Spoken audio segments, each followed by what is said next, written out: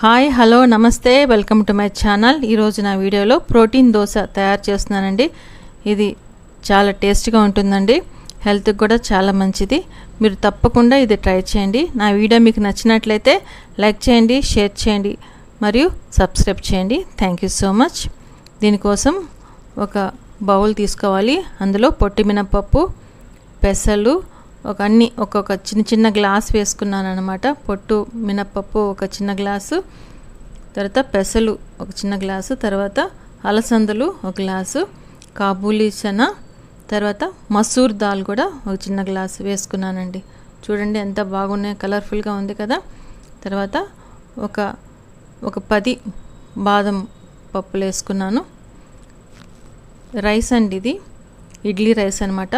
Idli rice ఒక చిన్న cup వేసుకున్నాను అనమాట. మెంతులు, వీటిని చక్కగా కడగాలండి. 2-3 టైమ్స్ బాగా కడిగేసేసి మంచినీళ్ళు పోసి నానబెట్టేయాలి.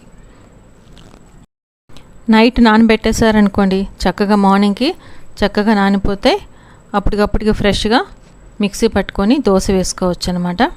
ఈ విధంగా చూసారు కదా, చక్కగా నానిపోయినాయో మిక్సీ జార్లోకి తీసుకోవాలి. అందులో జీలకర్ర, 1 స్పూన్ జీలకర్ర వేసుకున్నామండి. తర్వాత పచ్చిమిర్చి, 2 గ్రీన్ చిల్లీ, కొద్దిగా అల్లం ముక్క వేసి వాటర్ వేసుకొని ఈ విధంగా దోసపిండిలాగా గ్రైండ్ చేసుకోవాలండి.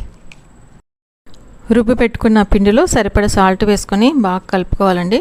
దోశ ప్యాన్ వేడెక్కిన తర్వాత చక్కగా దోశ వేసుకోవాలి. దోశ పైన బటర్ ఉంటే బటర్ వేసుకోవచ్చు, గీ వేసుకోవచ్చు, లేకపోతే ఆయిల్ అన్నా వేసుకొని దోశ కాల్చుకోవచ్చండి.